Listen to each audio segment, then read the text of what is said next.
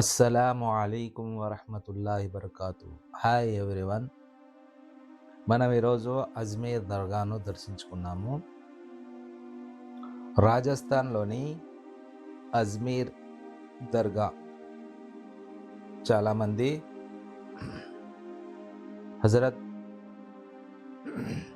ఖాజా మొయినుద్దీన్ చిస్తీ రహమతుల్లా అలై గారి సమాధి దర్శించుకోవడానికి వెళ్తూ ఉంటారు. అక్కడ దరూదు పఠించడానికి వెళ్తూ ఉంటారండి. ఇక్కడ పెద్ద ఉరుసు ప్రతి సంవత్సరం కూడా జరుగుతుంది. అజ్మీర్ దర్గా అనేది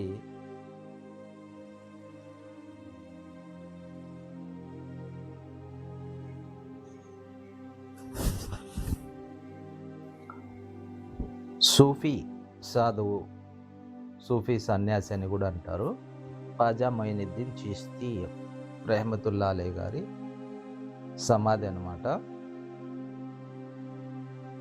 1192లో పర్షియా నుంచి అజ్మీర్కి వచ్చారు. ఈయన 1236లో మరణించారనమాట. అన్ని రోజులు కూడా అక్కడే బోధించేవారు. అల్లా యొక్క గొప్పతనాన్ని, మహాప్రవక్త సల్లల్లాహు అలైహి వసల్లం గారి గొప్పతనాన్ని బోధించేవారు. ఫ్రెండ్స్, మనం రైల్వే స్టేషన్ దిగి చక్కగా 1 కిలోమీటర్న్నర దర్దాపు ఉంది. హైట్ ఎక్కాలి కొండ మీదికి. అంటే కొండేం లేదండి, మొత్తం షాపింగ్స్ ఇండ్లు ఉన్నాయి. వన్స్ అపాన్ ఎ టైం మొత్తం కొండనే. పైకి వెళ్ళి మనం ఈ వీడియో చేయడం జరిగింది. లోపల దర్గాలో చూడండి ఈ విధంగా ఉంది.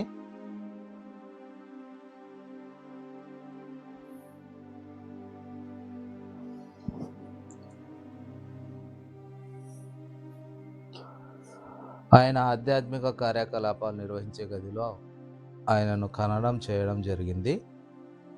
ఈ మందిరం తర్వాత ఆయన జ్ఞాపకార్థం నిర్మించబడింది అన్నమాట.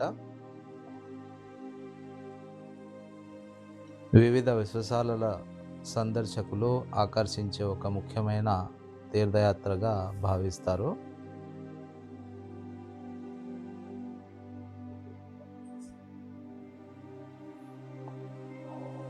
మొఘల్ చక్రవర్తి అయినటువంటి గౌరవనీయులు అక్బర్ గారు ఈ మందిరాన్ని చాలాసార్లు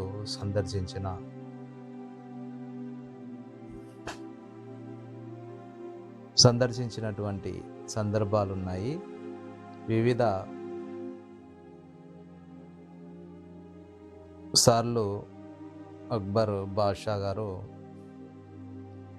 సందర్శించి ఇక్కడ హజరత్కు దరూదులు పఠించడం జరిగిందన్నమాట. అప్పట్లో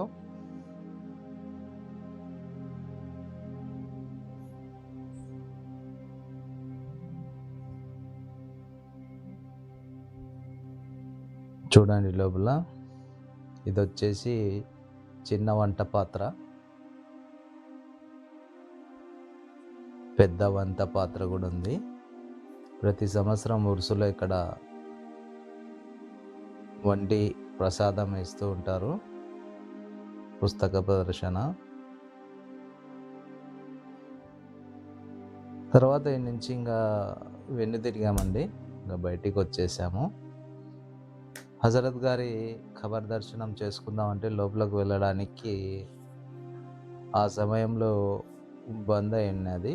మళ్ళీ సాయంత్రం 4:30 తర్వాత ఓపెన్ చేస్తారంటే ఇంకా మాకు టైం లేక బయట నుంచే చూసి వచ్చేసామండి.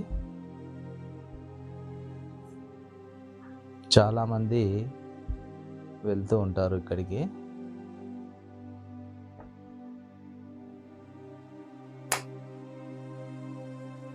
ఇంకా బయటికి వచ్చాం మనము. బయటిలో ఈ వీధి చూడండి, ఇంకా డౌనలు, హోటల్స్, షాపింగ్స్, స్వీట్స్ పైన కనిపిస్తుంది కదండి. ఉత్త మహల్ లెక్క ఉంది, ఉత్త